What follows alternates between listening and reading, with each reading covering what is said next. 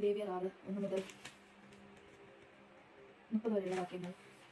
കർത്താവ് മോശയോട് അരുളി ചെയ്തു, സൂക്ഷിക്കാൻ ഏൽപ്പിച്ചതോ ഈടുവച്ചതോ ആയ വസ്തു തിരിച്ചു കൊടുക്കാതെയും കവർച്ച ചെയ്ത് അയൽക്കാരനെ വഞ്ചിക്കുകയും പീഡിപ്പിക്കുകയും കാണാതെ പോയത് കണ്ടുകിട്ടിയിട്ടും അക്കാര്യം നിഷേധിച്ച് കള്ളസത്യം ചെയ്യുക എന്നിങ്ങനെയുള്ള പാപങ്ങളിൽ ഏതെങ്കിലും ഒന്ന് പ്രവർത്തിച്ച് കർത്താവിനോട് അവശ്യത കാണിക്കുന്നവൻ കുറ്റക്കാരനായിരിക്കും. ഒരുവൻ ഇങ്ങനെ പാപം ചെയ്ത് കുറ്റക്കാരനായാൽ അവൻ കവർച്ച കണ്ടോ മർദ്ദനത്തിലൂടെയോ കൈവശപ്പെടുത്തിയതും സൂക്ഷിക്കാൻ ഏൽപ്പിക്കപ്പെട്ടതും കാണാതെ പോയി കണ്ടുകിട്ടിയതും കള്ളസത്യം ചെയ്ത് നേടിയതും എല്ലാം വിലയുടെ 1/5 കൂട്ടിച്ചേർത്ത് പ്രായശ്ചിത്ത ബലിയുടെ ദിവസം ഉടമസ്ഥന് തിരിച്ചു കൊടുക്കണം. കൂടാതെ പ്രായശ്ചിത്ത ബലിക്കുള്ള ചെലവിനനുസരിച്ച് നീ നിശ്ചയിക്കുന്ന വില വരുന്ന ഊനമറ്റ ഒരു മുട്ടാടിനെ ആട്ടിൻപറ്റത്തിൽ നിന്ന് കർത്താവിന് പ്രായശ്ചിത്ത ബലിയായി പുരോഹിതന്റെ അടുക്കൽ കൊണ്ടുവരണം. പുരോഹിതൻ കർത്താവിന്റെ മുൻപിൽ അവന് വേണ്ടി പാപപരിഹാരം ചെയ്യണം. അപ്പോൾ അവൻ ചെയ്ത ഏത് കുറ്റത്തിൽ നിന്നും അവന് മോചനം ലഭിക്കും. നിരന്തര ദഹന ബലി. കർത്താവ് മോശയോട് അരുളി ചെയ്തു, അഹരോനോടും അവന്റെ പുത്രന്മാരോടും ഇപ്രകാരം കൽപ്പിക്കുക, ദഹനബലിക്കുള്ള നിയമം ഇതാണ്.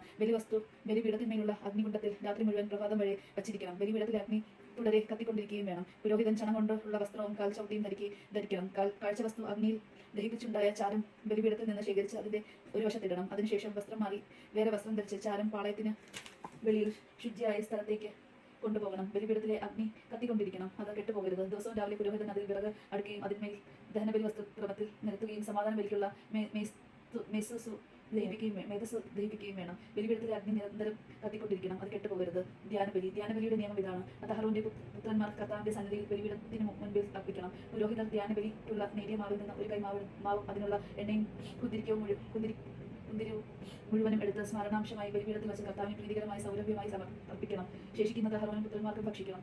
വിശുദ്ധ സ്ഥലത്ത് വെച്ച് പുളിപ്പില്ലാത്ത അപ്പം ഉണ്ടാക്കി വേണം അത് ഭക്ഷിക്കാൻ. സമാഹവന കൂടാരത്തിന്റെ അങ്കണത്തിൽ വെച്ച് അവർ അത് ഭക്ഷിക്കണം. അത് പുളിപ്പ് ചേർത്ത് ചുടരുത്. എന്റെ ദഹനബലികളിൽ നിന്ന് അവരുടെ ഓഹരിയായി ഞാനത് കൊടുത്തിരിക്കുന്നു. പാപപരിഹാര ബലി പോലെയും പ്രായശ്ചിത്ത ബലി പോലെയും അത് ഏറ്റവും വിശുദ്ധമാണ്. അഹരോന്റെ പുത്രന്മാർക്ക് എല്ലാവർക്കും കർത്താവിന്റെ ദഹനബലിയിൽ നിന്ന് ഭക്ഷിക്കാം. തലമുറ തോറും എന്നും നിലനിൽക്കേണ്ട നിയമമാണിത്. അവ സ്പർശിക്കുന്നവരെല്ലാം വിശുദ്ധരായിത്തീരും. കർത്താവ് മോശയോട് അരുളി ചെയ്തു, അഹരോനും അവന്റെ പുത്രന്മാരും അഭിഷേക ദിവസം കർത്താവിൽ സമർപ്പിക്കേണ്ട ബലി ഇതാണ്. ഒരു എഫായുടെ 10 നേരിയ മാവ് അനുദിന ധ്യാനബലിയായി പകുതി രാവിലെയും പകുതി വൈകുന്നേരം അർപ്പിക്കണം. അത് എണ്ണ ചേർത്ത് വറച്ചട്ടയിൽ ചുട്ടെടുക്കണം. അത് നന്നായി കുഴച്ച് ചുട്ട് കഷ്ണങ്ങളാക്കി ധ്യാനബലി പോലെ കർത്താവിന് പ്രീതികരമായ സൗരഭ്യമായി അർപ്പിക്കണം. അഹരോന്റെ പുത്രന്മാരിൽ അവന്റെ പിന്തുടർച്ചാവകാശിയായി അഭിഷിക്തനായ പുരോഹിതൻ എന്നേക്കുമുള്ള നിയമപ്രകാരം അത് കർത്താവിന് സമർപ്പിക്കണം. അത് മുഴുവനും ദഹിപ്പിക്കണം. പുരോഹിതന്റെ ഓരോ ധ്യാനബലിയും പൂർണ്ണമായി ദഹിപ്പിക്കണം. അത് ഭക്ഷിക്കാൻ പാടില്ല. പാപപരിഹാര ബലി. കർത്താവ് മോശയോട് അരുളി ചെയ്തു, അഹരോനോടും പുത്രന്മാരോടും പറയുക, പാപപരിഹാര ബലിയുടെ നിയമം ഇതാണ്. പാപപരിഹാര ബലിക്കുള്ള മൃഗത്തെ കർത്താവിന്റെ സന്നിധിയിൽ ദഹനബലി മൃഗത്തെ കൊല്ലുന്ന സ്ഥലത്ത് വെച്ച് തന്നെ കൊല്ലണം. അത് അതിവിശുദ്ധമാണ്. പാപപരിഹാര ബലി അർപ്പിക്കുന്ന പുരോഹിതൻ അത് ഭക്ഷിക്കണം. സമാപന കൂടാരത്തിന്റെ അങ്കണത്തിൽ വിശുദ്ധ സ്ഥലത്ത് വെച്ച് വേണം ഭക്ഷിക്കുവാൻ. അതിന്റെ മാംസത്തിൽ തൊടുന്നവരെല്ലാം വിശുദ്ധരായി തീരും. അതിന്റെ രക്തം വസ്ത്രത്തിൽ തെറിച്ചു വീണാൽ ആ വസ്ത്രം വിശുദ്ധ സ്ഥലത്ത് വെച്ച് കഴുകണം. അത് പാകം ചെയ്ത മൺപാത്രം ഉടച്ചു കളയണം. ഓട്ടപാത്രത്തിലാണ് പാകം ചെയ്തെങ്കിൽ അത് നന്നായി തേച്ചു കഴിയണം. പുരോഹിത വംശത്തിൽപ്പെട്ട എല്ലാ പുരുഷന്മാർക്കും അത് ഭക്ഷിക്കാം.